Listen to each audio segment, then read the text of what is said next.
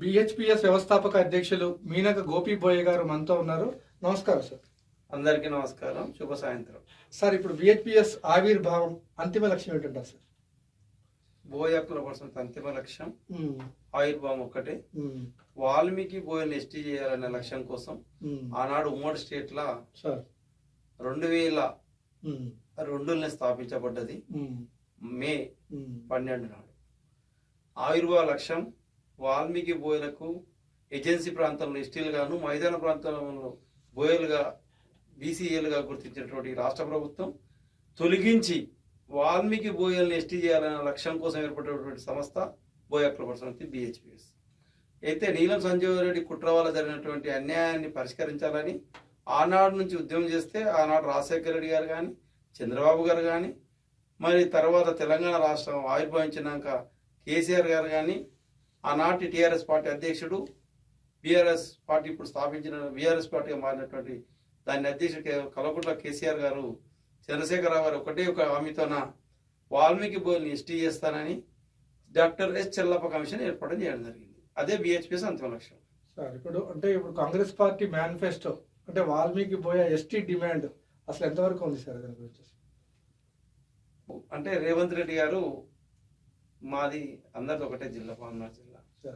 అక్కడ ఆయన ఏంటంటే ముఖ్యమంత్రి ఆ రోజు పిసి అధ్యక్షుని హోదాల కాంగ్రెస్ మేనిఫెస్టో కమిటీలో ఉన్నప్పుడు ఏఐసిసి ఏదైతే కాంగ్రెస్ పార్టీ ఆనాడు రాహుల్ గాంధీ కానీ, సోనియా గాంధీ కానీ, మల్లికార్జున ఖార్గే గారు కానీ అందరి ఆదేశం మేరకు ఆనాడు పిసి అధ్యక్షుడు రేవంత్ రెడ్డి గారు, నేటి ముఖ్యమంత్రి గారు సీరియల్ నెంబర్ 18లో వాల్మీకి బోయల్ని ఎస్టీలా చేరుస్తామని మేనిఫెస్టోలో పెట్టడం జరిగింది. ఇది క్లియర్గా మళ్ళొకసారి ఈ రాష్ట్ర ప్రభుత్వాన్ని, కాంగ్రెస్ పార్టీని మేము మళ్ళొకసారి జ్ఞాపకం చేస్తున్నాం. మీరు పెట్టినటువంటి డిమాండే ఆ రోజు మాకు మీరు చెప్పడం వల్లనే మీకు మామనాడు జిల్లాలో బీఆర్ఎస్ పార్టీని అనగదొక్కి మీకు సీట్లు ఇవ్వడం జరిగింది. కేవలం రేవంత్ రెడ్డి గారు ఆ జిల్లా బిడ్డగా మాట్లాడితే మేము కూడా అదే జిల్లా బిడ్డలం. ఆయన ఇచ్చిన హామీనే ఇచ్చిన వాళ్ళే అంటారు భగవద్గీతతో సంవాదం మాకు మేనిఫెస్టో అంటారు కదా. మరి 2 సంవత్సరాలు అవుతుంది, దగ్గర 20 నెలలు దాటిపోయింది. మరి ఎందుకు మీకు జ్ఞాపకం వస్తలేదు? మీ మేనిఫెస్టో భగవద్గీతను దాపెట్టారా, లేదా మేనిఫెస్టోని మర్చిపోయారా? సో ఆ మేనిఫెస్టో దుమ్ము దులిపి ఆ ఎస్టీ డిమాండ్ పరిష్కరించాల్సిందిగా ఈ రాష్ట్ర ప్రభుత్వాన్ని, మరి కాంగ్రెస్ పార్టీని డిమాండ్ చేస్తున్నాం. అంటే ఇప్పుడు డాక్టర్ చెల్లప్ప కమిషన్ రిపోర్ట్ ఏం నిర్ధారణ చేసింది సార్? ఇదే డాక్టర్ చెల్లప్ప కమిషన్ రిపోర్ట్. ఇందులో క్లియర్గా ఒకసారి కెమెరా తిప్పుకొని చూపెట్టుకోవాలి. చెల్లప్ప కమిషన్ రిపోర్ట్ ప్రకారం వాల్మీకి బోయలు ఏజెన్సీ ప్రాంతంలో ఉన్న, మైదాన ప్రాంతంలో ఉన్న ఎస్టీలే అని నిర్ధారణ చేసి, ఇంకొకటి ఆ చెల్లప్ప కమిషన్ రిపోర్ట్ ప్రకారము వాల్మీకి బోయలు 6-4 లక్షల మంది ఉన్నారు.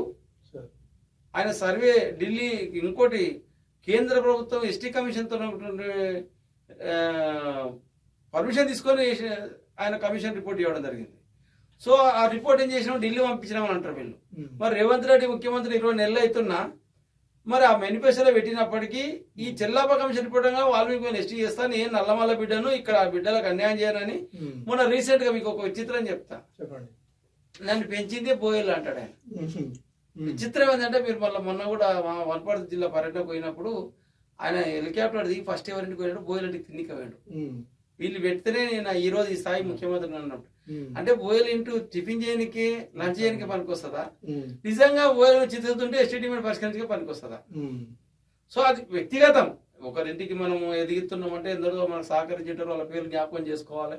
అందులో మాకులో ఉండడం కూడా అంటే దాన్ని ఎందుకు చెప్తున్నాం అంటే, మీరు ఇచ్చినటువంటి డిమాండ్, మీరు ఇచ్చినటువంటి పరిష్కారం నేనే చేస్తా, నేనే నల్లమల బిడ్డను, నేను వాళ్ళతో ఎదిగిన ఆ కుటుంబం నాకు సహకరించిందని ఆ ఇంటికి వెళ్ళి ఆమె మరి పూరి అలా అదేమంటారు బఠానీల కూర తిని మళ్ళీ ఒకసారి కూడా చెప్పిపోయాడు.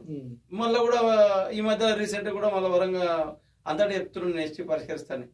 ఎంపీ ఎలక్షన్లు అప్పుడు ఏమన్నాడు, ఎంపీ ఎలక్షన్ తర్వాత అన్నాడు. సో ఇప్పుడు స్థానిక సంస్థల ఎలక్షన్స్ వస్తాయి, మరి అది కూడా దాటే అనుకుంటున్నావా? అక్టోబర్ 7 నాడు వాల్మీకి జయంతి ఉంది. చెప్పు క్లియర్ కట్ గా, నాకు తన అయితే లేదు అని కాదు అని చెప్పు. ప్రజలు నిర్ణయం తీసుకుంటారు. వాల్మీకి వాళ్ళు ఏం చేయాలా, ప్రజల తిరుగుబాటు ఏం జరుగుతుందో తెలుసు నీకు. ఇంకొకటి, రామాయణ రాష్ట్రం వాల్మీకి వారసులం మేము. ఒకటే మాట విని వాడతావు, నీ మాట నమ్మినా మేము. నీకు ఒక అవకాశం 20 నెలలు అయింది, లేదు నేను ఇంకొక లాస్ట్ దాకా నా ఎలక్షన్స్ అయిపోయి ముందర నేను ఎస్టీడీమే పరిష్కరిస్తాను, అది కూడా నేను చెప్పు. ఒక మనిషిని ఎప్పుడు కూడా ఎక్కువసేపు రూమ్ వేసి కొట్టినా కూడా తిరుగుబాటు జరుగుతుంది ఖచ్చితంగా. ఇంకోటి సిటీ యాక్ట్ కింద ఉంటారు బోయర్లు, క్రిమినల్ ట్రైబ్స్, ఆంగ్లేయులకు వ్యతిరేకంగా ఓరాణ్యంలో. మేము నిజంగా చెప్తున్నా, మాకు ఏ పర్మిషన్ అవసరం లేదు, ఏమీ అవసరం లేదు.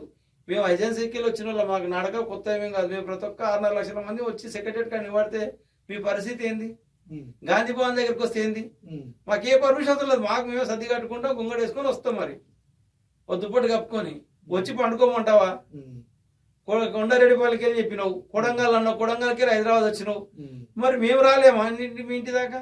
కొండారెడ్డిపల్లి జాయిన్ చేసి కొడంగల్కి వస్తాం, కొడంగల్కి వెళ్ళి హైదరాబాద్ దాకా వస్తాం పాదయాత్రతోనా. కాకపోతే మా ఉద్దేశం, నువ్వు మా జిల్లా బిడ్డవు, ఈ రాష్ట్ర ముఖ్యమంత్రివి. సో మా సమస్యను పరిష్కరించాలి. వాల్మీకి జయంతి లోపల నేను బోయ జాతికి రుణం తీసుకుంటా అంటుంటావు కదా, ఆ రుణం తీసుకునే టైం ఆసనం అని చెప్పండి. ఒక్కటే నిమిషం పని. మీరు ఒకసారి కమిషన్ రిపోర్ట్ ఉంది, మీరు ఢిల్లీకి పంపించినటువంటి రిపోర్ట్ ఉంది మీ దగ్గర. ఒక్కసారి నరేంద్ర మోడీ ప్రధానమంత్రి మాట్లాడితే పరిష్కరించాల్సిన డిమాండ్ను ఎందుకు మీరు నిర్దిష్టంగా నిర్ధారణ లేకుండా ఏదో దాన్ని డార్క్ లో పెట్టి మా ప్రజలు ఎందుకు మోసం చేస్తున్నారు అనేది మా క్వశ్చన్. దీని స్పష్టంగా హామీ ఇవ్వాలి. మరి ఇప్పుడు మీకు మీరు అన్నది మీ ఆవేదన అర్థమవుతుంది. అంటే మీరు సీఎం అపాయింట్మెంట్ మీకు ఎందుకు ఇవ్వలేదు? కారణం ఏంటి సార్ అసలు? అంటే ముఖ్యమంత్రి గారు ఒక బోయలకి అపాయింట్మెంట్ ఎందుకు ఇవ్వలేదు? ఒక విషయం పెట్టుకోండి, చెప్పండి. ఎమ్మెల్యేను ఎమ్మెల్సీ ఉంటాను చట్టసభల స్థానం ఉన్న కులాలకు సీఎం రావడానికి అవకాశం ఉంటుంది. ఓకే. 119 మంది ఎమ్మెల్యే ఒకడు లేడు బోయలు, 45 మంది ఎమ్మెల్సీలో ఒకడు లేడు, ఓ కార్పొరేషన్ చైర్మన్ లేడు, మరి జడ్పీ చైర్మన్ అంతకన్నా లేరు.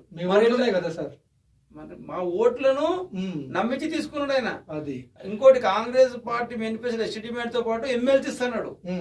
ఈ రాష్ట్ర ముఖ్యమంత్రి ఇచ్చిన మాట అది, ఆనాడు బీసీ అధ్యక్షుని వదల. ఇక్కడ ఎమ్మెల్సీ లేదు, ఓ కార్పొరేషన్ చైర్మన్ లేదు, మరి అపాయింట్మెంట్ ఎట్లా వస్తుంది? ఎమ్మెల్యే అడిగా చూద్దాం, మినిస్టర్ అడిగితే చూద్దాం. మా జిల్లా మంత్రి జూపల్లి కృష్ణారావు గారు కానీ, మా మంత్రి పాకడ శ్రీ గారు కానీ ఏం చేయమంటాం? ప్రయత్నం చేస్తున్నాం అని చెప్తారు. మరి ఆ ప్రయత్నం ఈ జయంతి కూడా దాటిపోతుందా?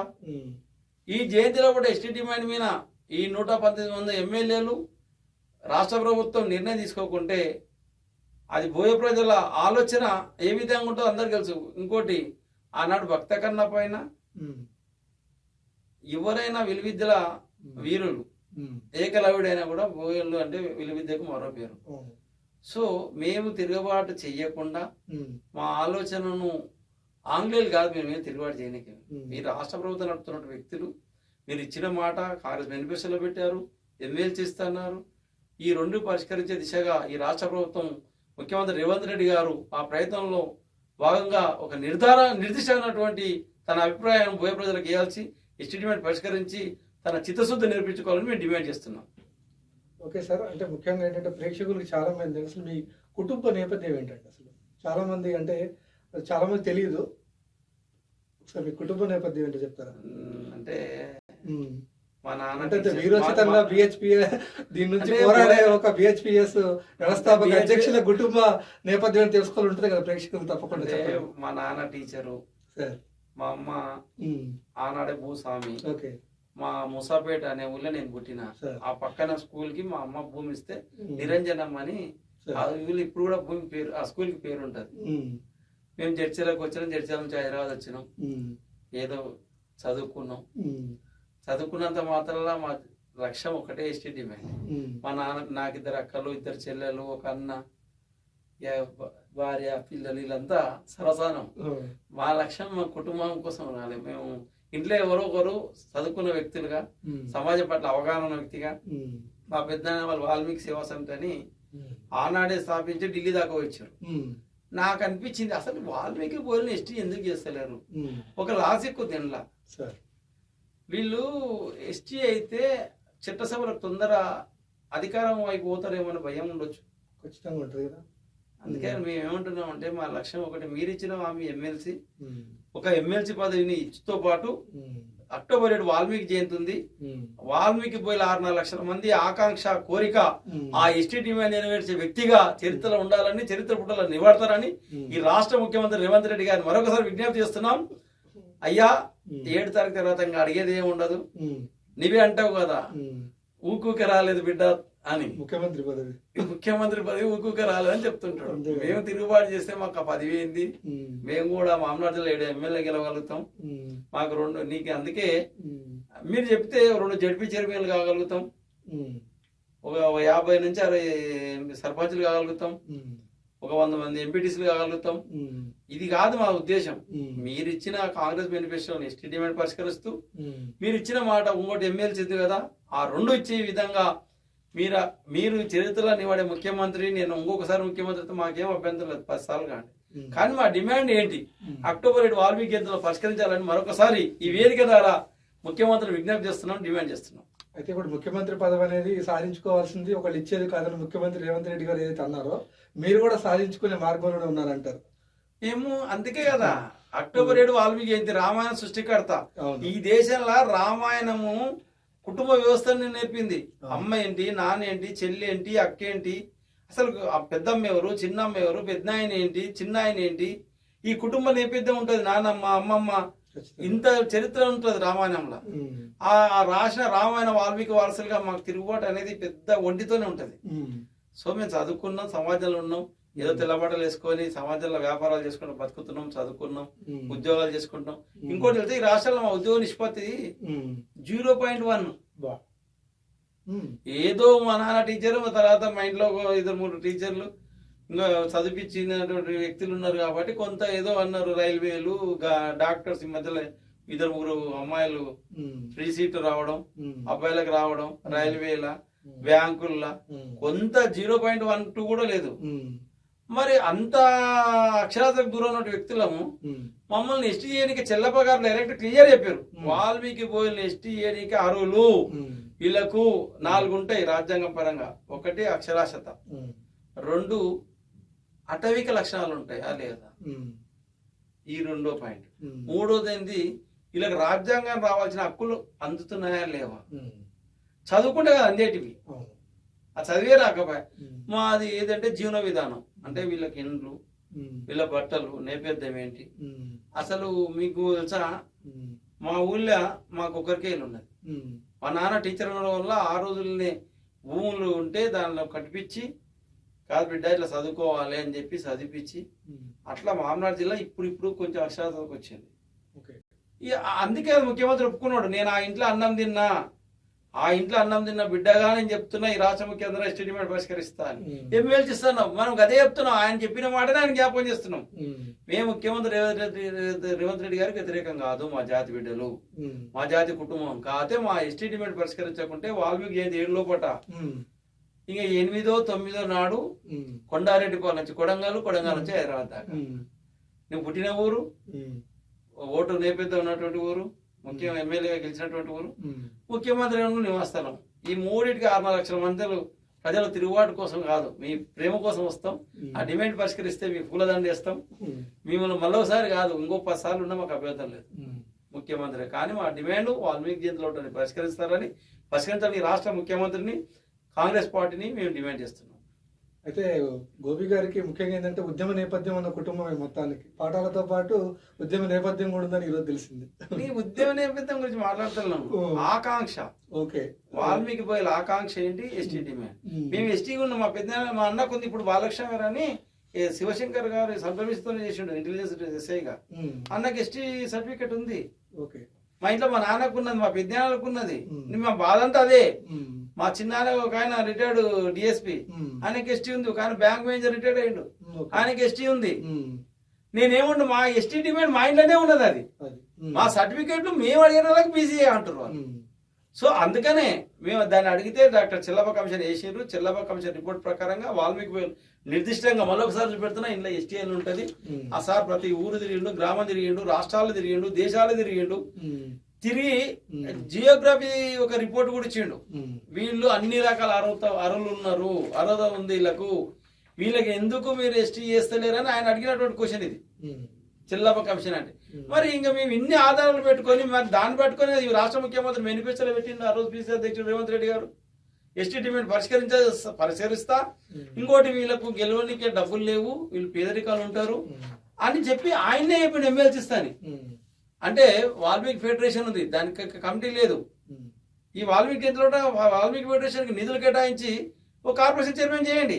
అసలు ఏం లేకుండా మీరు ఇంకా ఓటు బ్యాంకుని చూస్తాం, వీళ్ళు ఓటుకే పనికొస్తారు అంటే, అయ్యా రూమ్లు వేసి కొట్టినా కూడా తిరుగుబాటు జరుగుతుంది. ఒక మనిషి తిరుగుబాటు చేస్తే చాలా భయంకరం ఉండొచ్చు. వాల్మీకి భయపెట్టలు ఎస్టీ డిమాండ్ కాదు, ట్రైబల్ యాక్ట్ కింద అటువంటి ఈ రాష్ట్ర దేశాన్ని కూడా వణికించినటువంటి వ్యక్తులు వీళ్ళు, ఈ దేశాన్ని స్వతంత్రం తెచ్చిన వ్యక్తులు.